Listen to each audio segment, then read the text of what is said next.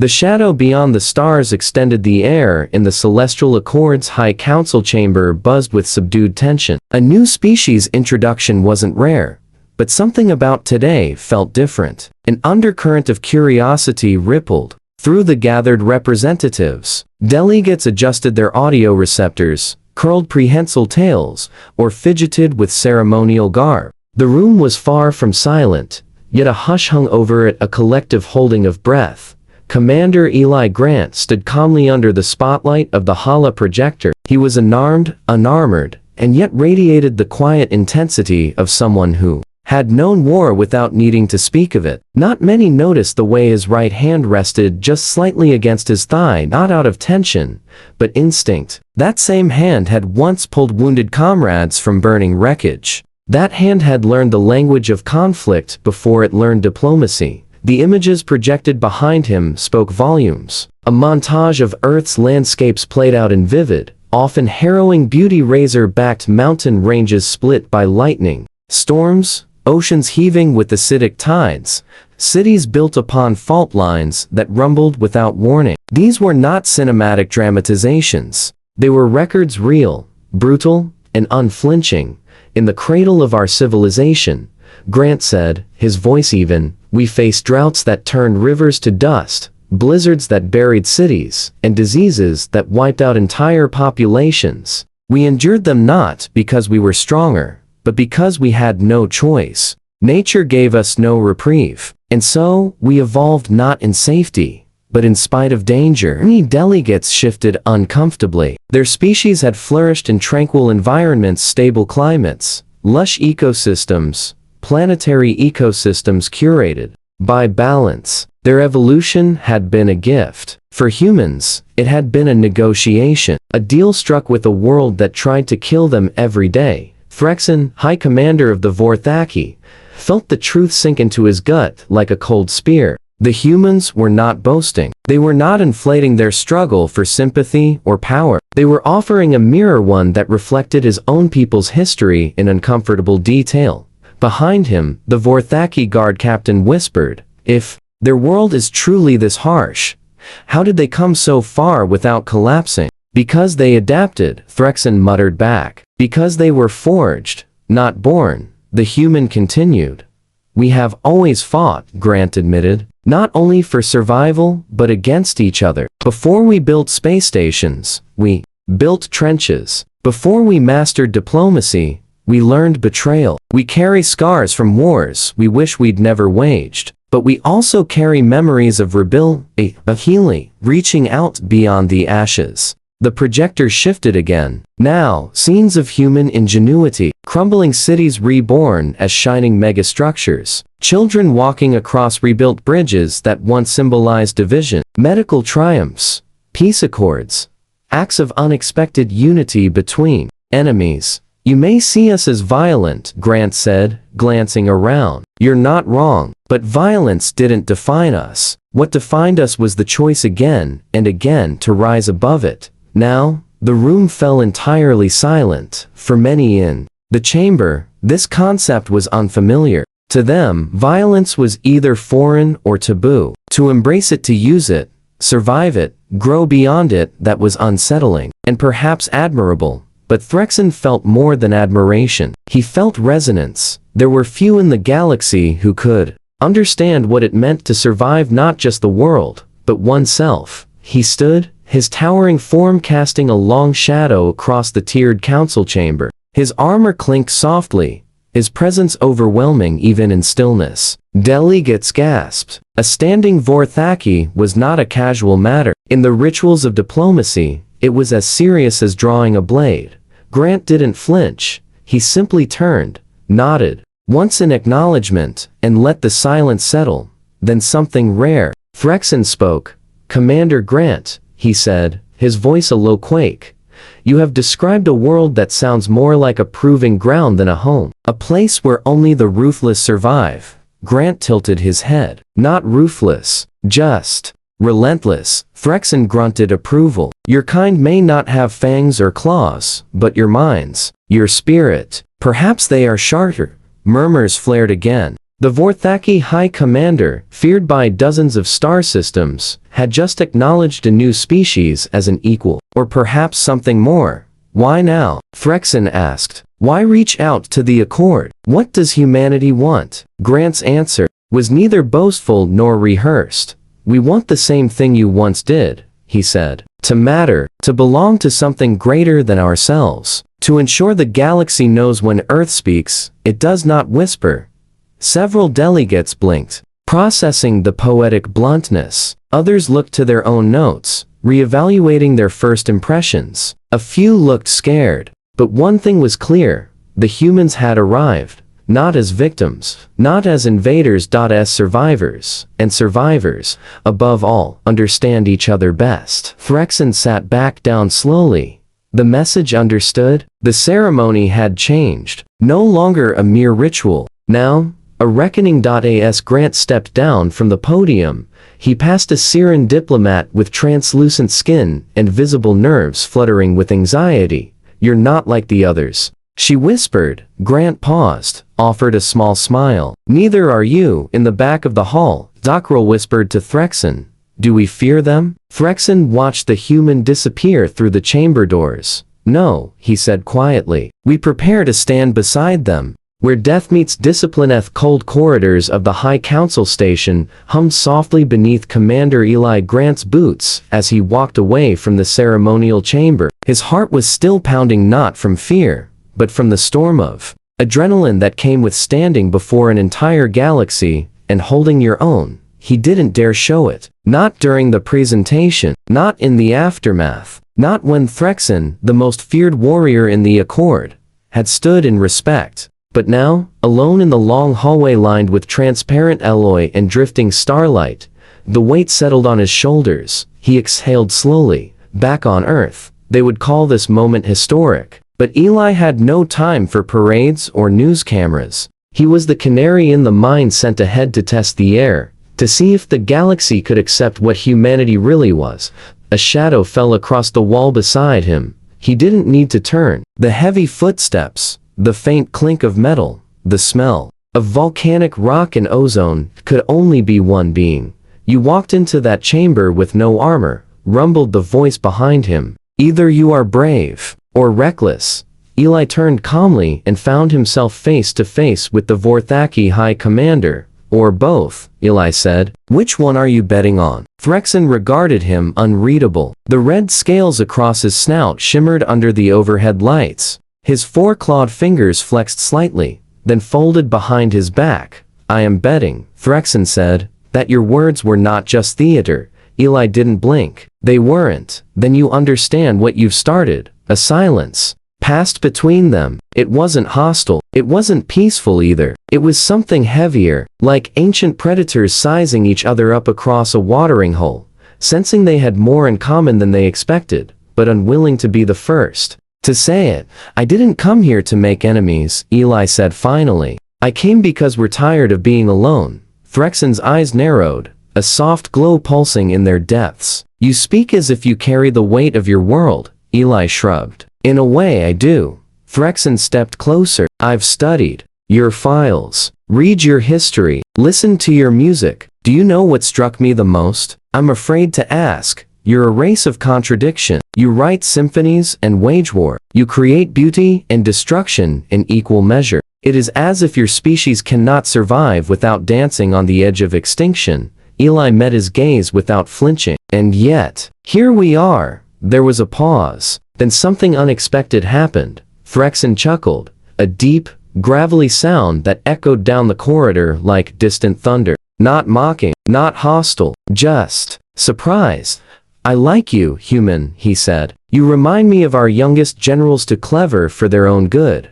Eli relaxed just a hair. You remind me of our drill sergeants. Big, loud, and smarter than people realize. Threxen tilted his head. I expected to dislike you, to dismiss your species as another fragile branch on the tree. But now I wonder, perhaps you are a new root entirely. Before Eli could respond, a low chime sounded in his ear. The ship's comlink, Commander Grant. This is Leah. The Kestrel has completed atmospheric scans on the Accord's outer rim. We've detected something Eli frowned. Define something.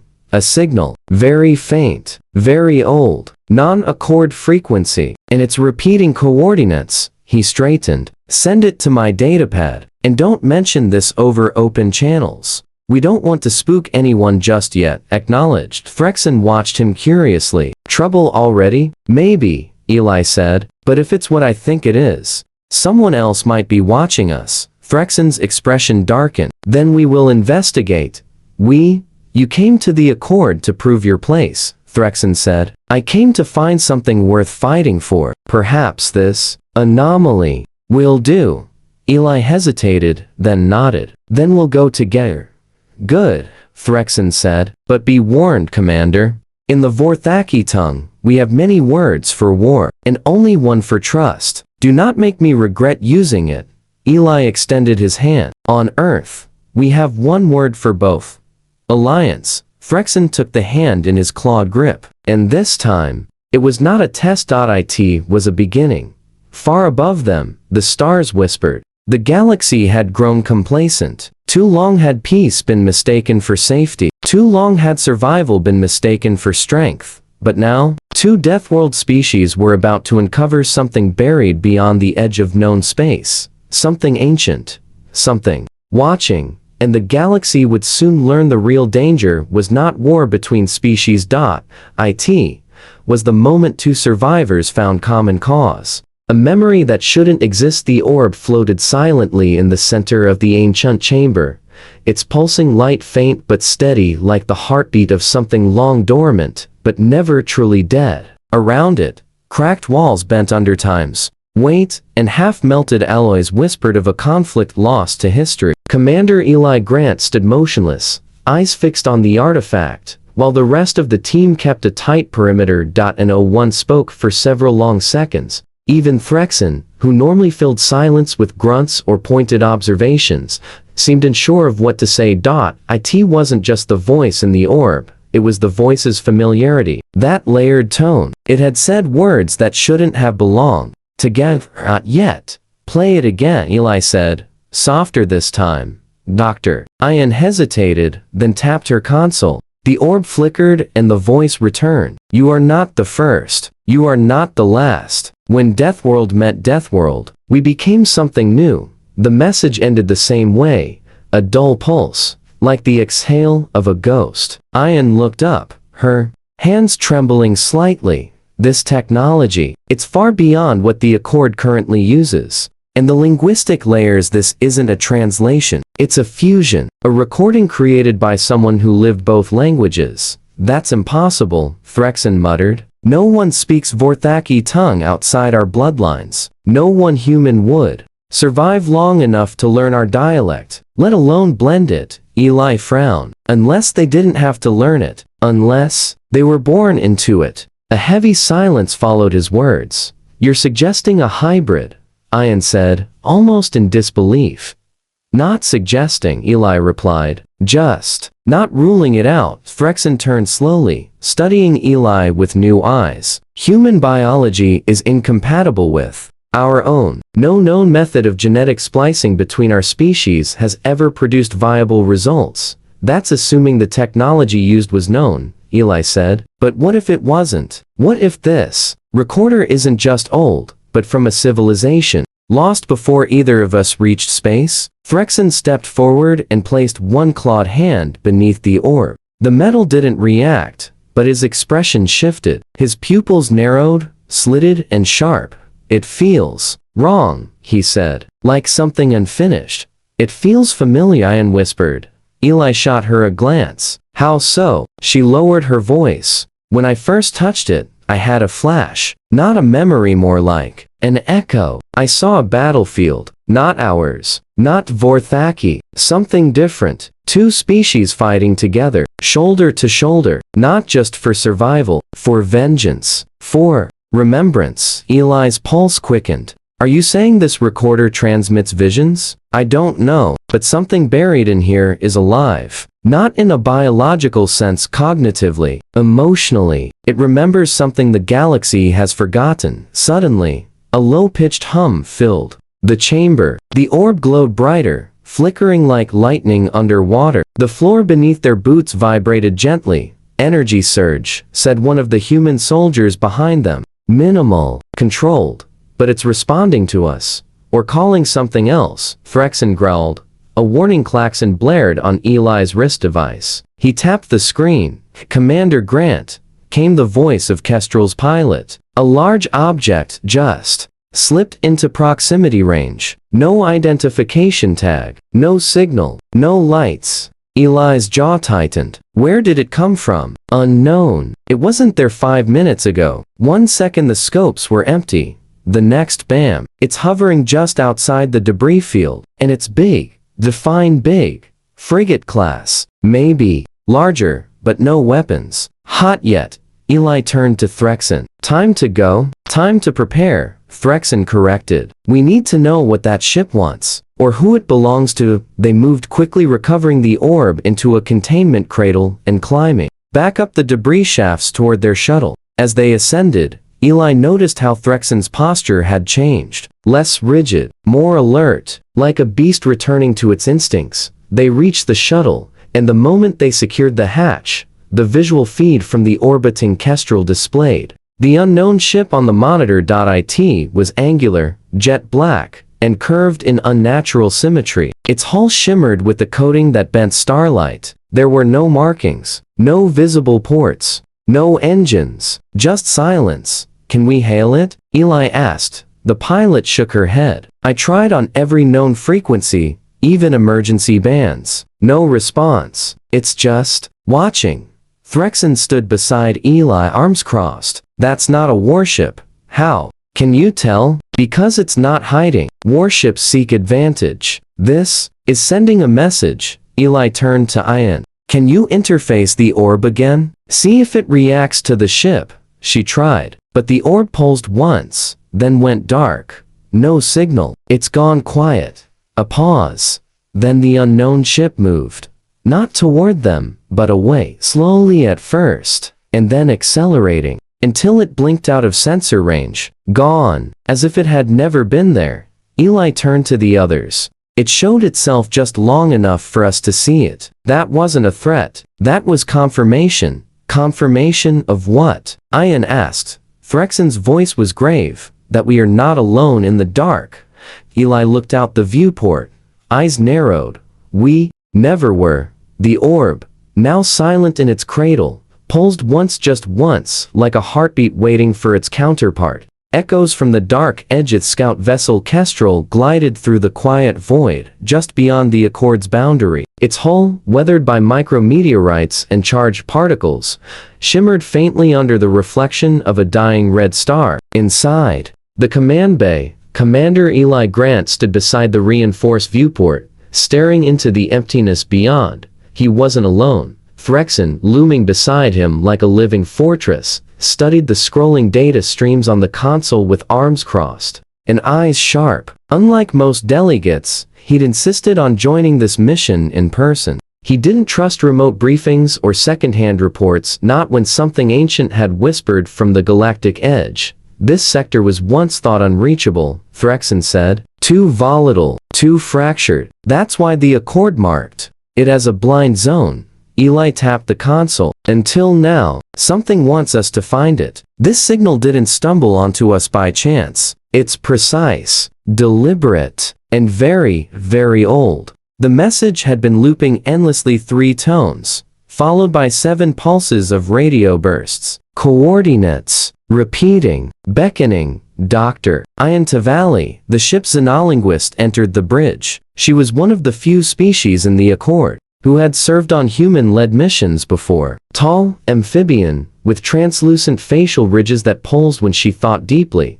I've analyzed the frequency, she said. It predates current Accord communication structures. Possibly even predates the formation of the Accord itself. That would make it more than 30,000 cycles old, Threxen growled. Who could have sent such a thing? Ian hesitated. That's not all. The pulses. They resemble a pattern once detected in Vorthaki war relics. Ancient pre-space tech. Almost forgotten. Threxen's eyes flared. You're saying this might be Vorthaki in origin? No, Ian said. I'm saying whoever sent this knew your ancient war code, and they altered it slightly, enough that someone like Commander Grant could recognize it too.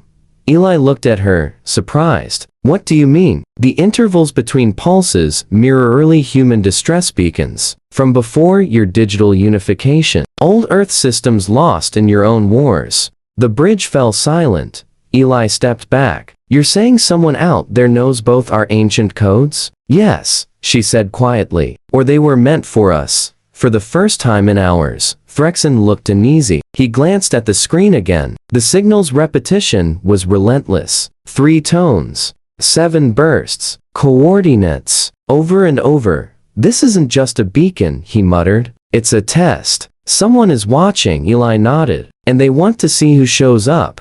He turned toward the helm crew. Set course. Engage silent. Drift. We go in quiet. Ian stepped forward. Commander, are you sure? If this is a trap. Eli gave her a weary smile. Every step into the stars is a trap until we survive it. The Kestrel engaged forward drift thrusters, its engine glow dimming as it slipped into stealth approach. Gravity plating hummed beneath their feet. Outside, the stars began to fade as the ship passed through the clouded edge of a debris belt. What was once believed to be nothing but scattered asteroid waste. Except this wasn't waste. It was a graveyard. Torn hulls. Fragmented station rings. Shattered monoliths the size of cities. All of it coated in cosmic frost and orbiting a pale brown dwarf star that barely emitted heat.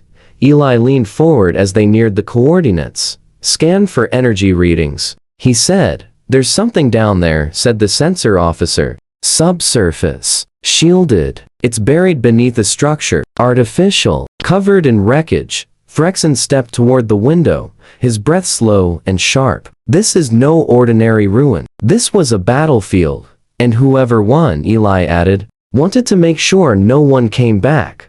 But someone had come back. Them. The ship settled into a cautious hover just above the largest fragment. A yawning chasm split the structure, a jagged entrance, possibly a hangar or central hub. Inside, all sensors went dark. Interference pulls like a heartbeat. Eli turned to Threxen. I think we should go down there. The Vorthaki cracked his neck. Of course, we should. A squad assembled within minutes, 2 humans in reinforced suits, Threxen in minimal armor that seemed more ceremonial than protective, and Ian, carrying a pulse sensor and data interface array. They descended on a shuttle, weaving through fallen girders and scorched metal, bones of a long-dead civilization inside the chasm. The silence was complete. Even radio chatter crackled faintly, distorted. As they moved deeper, the walls began to shift, first scorched and blackened, then suddenly smooth, polished, etched with markings that resembled both ancient Vorthaki glyphs and old Terran military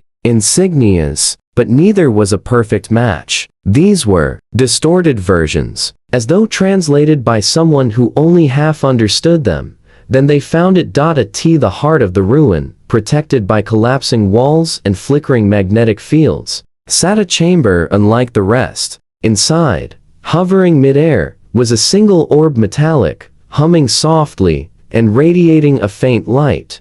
Ian approached it slowly. This is not a weapon, it's a recorder. Threxen stepped beside her. Then play it. She interfaced her console. The orb's surface rippled like liquid. Then, it spoke. A voice, both human and Vorthaki, layered, fused. To those who hear this, you are not the first. You are not the last. We were the ones who stood before the stars fell silent. When Deathworld met Deathworld, we became something new. The orb pulsed again. This galaxy was not made for peace, but peace is earned not by power, but by memory. Then the message ended. The silence returned.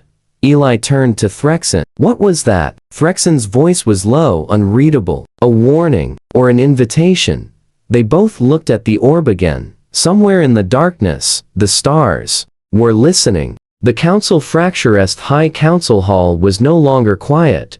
News of the unmarked vessel's appearance near the Forbidden Sector had spread across star systems like a thunderclap. Rumors twisted into conspiracy. Fear seeped into the marble-like pillars of the Accord's ancient seat of diplomacy. And now, the delegates were no longer whispering. They were shouting. The humans provoked this, hissed a delegate from the Silvathi commune, a silicon-based species known for their neutrality. Their arrival coincides with signals no one has seen in millennia. Or they simply heard the same whisper we all ignored, countered the Turavik ambassador, tapping one of his 6 claws against the metal desk. Isn't that what we do? Pretend the galaxy is quiet, until it screams? They brought a Vorthaki with them. Someone else shouted, a Deathworlder alliance? What are we dealing with here, explorers or weapons? In the center of the commotion stood Commander Eli Grant, freshly returned from the Kestrel. To his left was Threxen, silent but watchful. To his right, Ian, clutching the artifact's secure case. The orb had remained dormant since the encounter. Eli didn't shout back. He waited, and when the murmurs dropped just enough for his voice to be heard, he spoke with deliberate calm. We didn't bring the unknown ship. We found it because someone wanted it to be found, and we brought this. He gestured to the orb, because it contains a message that predates all of us. Not just humans, not just Vorthaki, everyone. The lights dimmed as Ian activated a protected holofeed. The orb's message played once more, clear, unified, and haunting. You are not the first. You are not the last. When Deathworld met Deathworld, we became something new. The room fell into stillness. One delegate rose, Prime Speaker Valrith, of the Mathari Unity. Slender, bioluminescent, and known for her sharp intellect, she had opposed humanity's admission from the beginning. She now moved with the grace of someone who smelled opportunity. This hybrid message, this artifact, it is evidence, yes. But of what? We do not know who built it. We do not know why. And worst of all, we do not know if it is dangerous. Her eyes narrowed at Eli. Commander, how do we know this isn't the prelude to an invasion cloaked in mystery? Threxen's tail twitched. His voice was low but thunderous. Because we've been through invasion. We've lived war so deep our ancestors wrote in blood. That message is not a threat. It's a relic. Valrith didn't blink. And perhaps, one better left buried. Another delegate stood, an elder from the Zelari moon states, whose species had lost an entire colony to a mysterious extinction thousands of years ago. She raised a trembling voice. That signal pattern, the 3 tones, the 7 bursts. We recorded something like it once, in the ruins of our fallen moon. It was faint, buried beneath melted stone. We ignored it,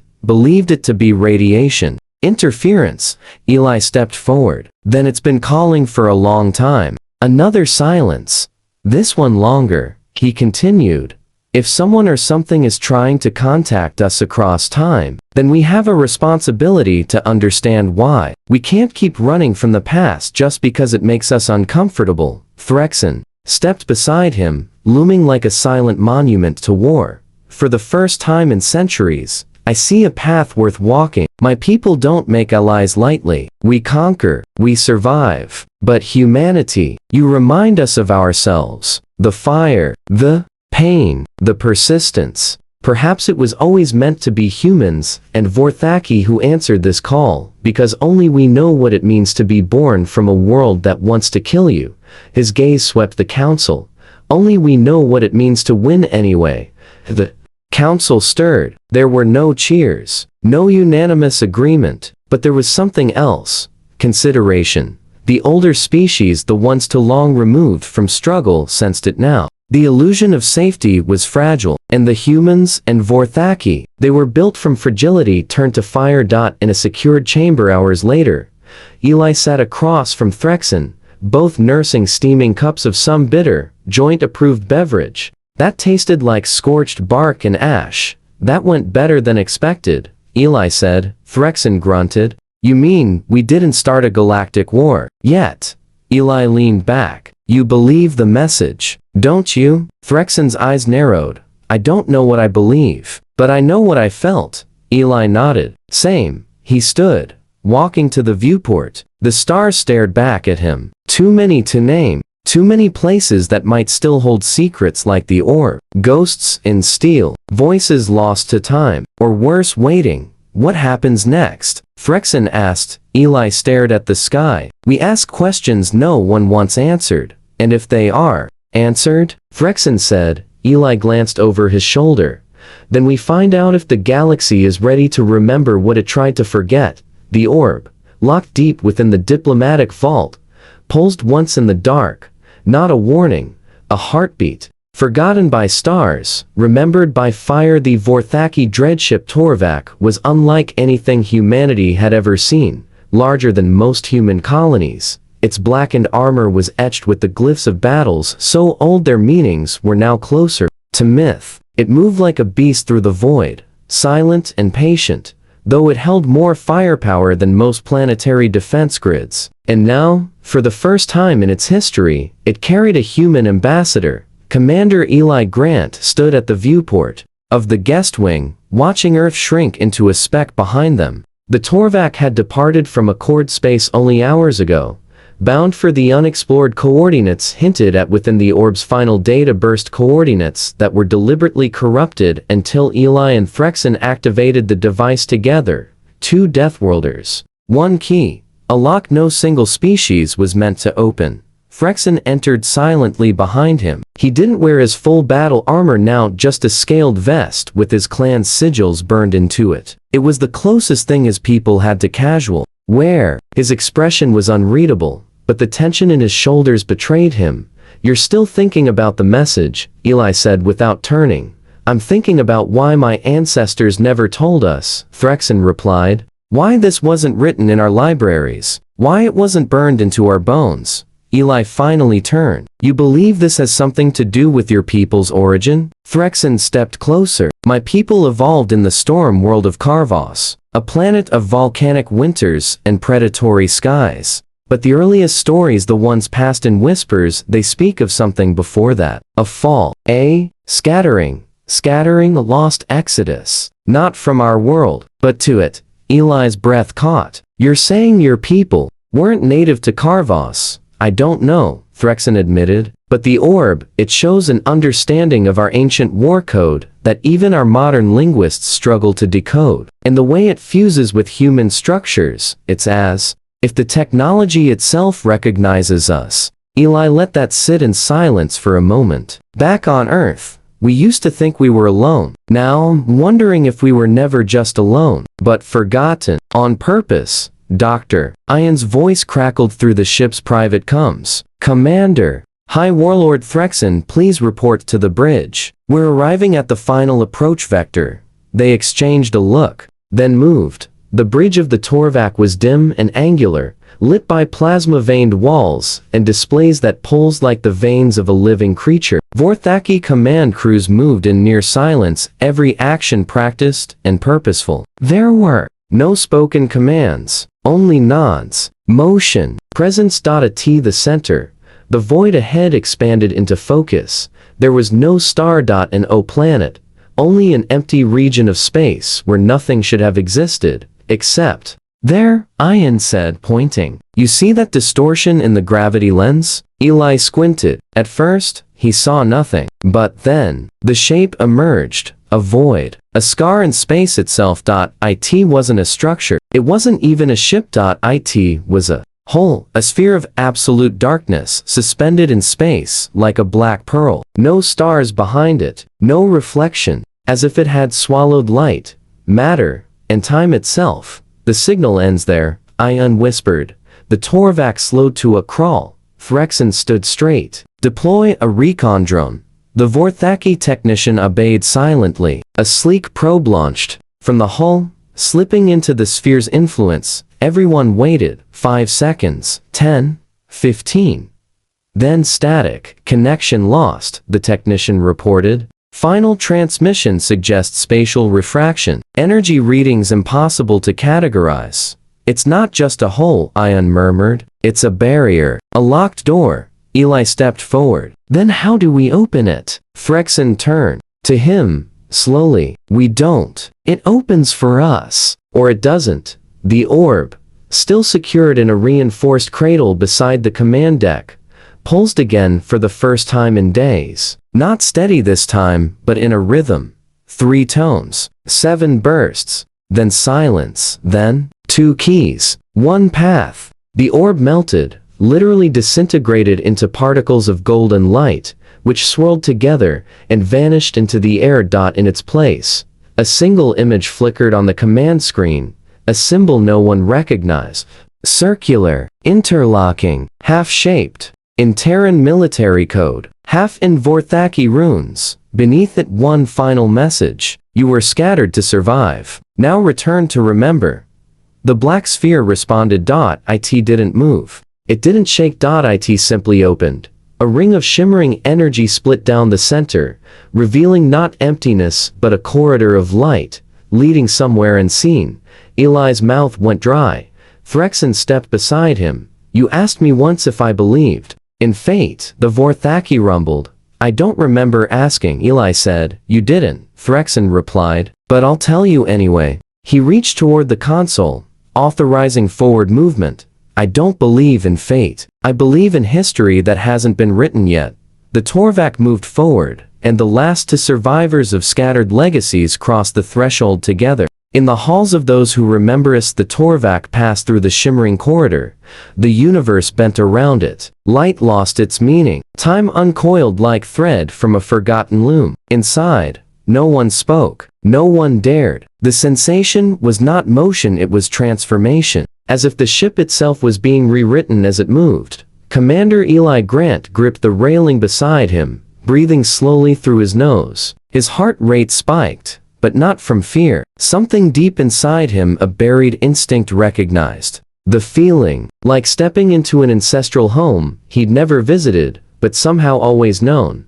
Threxen stood to his left, his armor shimmering with a faint sheen as the corridor's energy licked its surface. The High Warlord of the Vorthaki had seen solar storms and warp burns, but this place was different. This was not a battlefield. It was a memory. The light collapsed, and suddenly, they were through. Before them stretched a space no map had charted, a void pocketed between systems, hidden behind gravitational deception. At its center floated a construct beyond comprehension, ringed, massive, ancient, broken, and whole all at once. Not a station, not a ship, a monument. The Torvak halted, as if held in place by reverence itself. Life signs, said Dr. Ian softly, from the sensor console. Not biological, but something. Thinking, something aware. Oh, shields. No weapons online, reported the Vorthaki navigator. There, waiting. Eli stepped forward. Can we dock? There's an entryway opening, Ian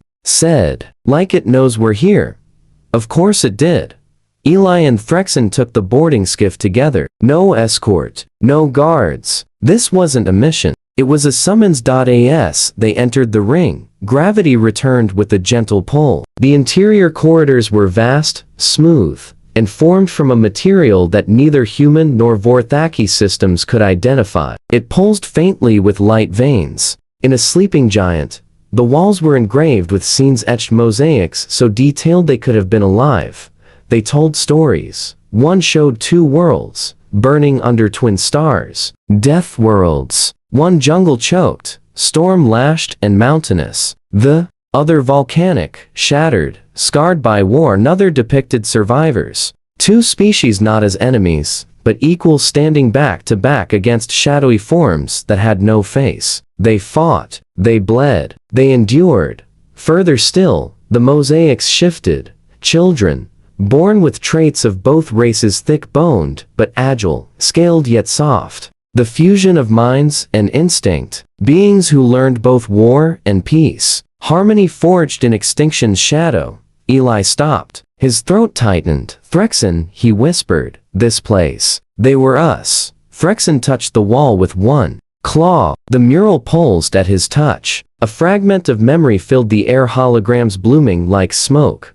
A battlefield, 2 armies standing as one, and a voice. Not recorded, not artificial, real. You who walk our path. You are the echo. We were the first alliance of the Deathborn, but we could not survive what came. The voice trembled not with fear, but sorrow. They did not come from worlds. They came from between them, shadows that did not bleed. We called them the Forgotten Hunger, and they unmade everything they touched. The scene shifted, cities consumed in silence. ships crushed mid-flight, screams cut off not by death, but by erasure. We fought, we bought time, but we could not win. So we left behind the memory, the code, the message, the bloodlines. We shattered ourselves across the galaxy, hoping that some others would rise. Eli stepped forward. Why us? Why now? The voice answered. Because you remembered pain. You remembered purpose. You remembered us. The hologram faded. For a long time, neither man nor reptilian warrior spoke. Then Threxen said, "We were not born separate. We were scattered pieces of a single shield. And now, we've found each other," Eli added. At the edge of extinction's memory, in the chamber's center, a daze rose from the floor. Two panels shimmered with unfamiliar runes. One lit red, the other blue. Instinct guided them. Threxen stepped to red, Eli to blue. They placed their hands clawed and calloused on the panels. The ring answered. Its surface blazed with symbols. Energy surged through the walls, not destructive, but awakening. From deep below, something rumbled. Not a weapon, a beacon. Across subspace, the message ignited. All at once, every known star system received a transmission. The scattered blood has returned. The hunger is not dead, but neither are we. Back aboard the Torvac, alarms flared not. Danger, but data. Dozens of beacons across dead zones began to pulse. Hidden outposts, long buried beneath planetary crusts or sealed behind solar storms, began broadcasting. Old technology, older than the Accord, older than war network. A defense, reactivated, on the days. Threxen looked over at Eli. What now? Eli smiled, tired but resolute. Now, we rebuild what was lost. And this time, we don't do it alone.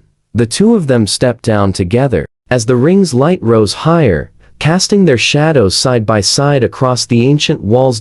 In a galaxy that had forgotten its defenders, two Deathworlders had awakened a legacy written in survival, struggle, and unbreakable alliance. And the stars, they would remember.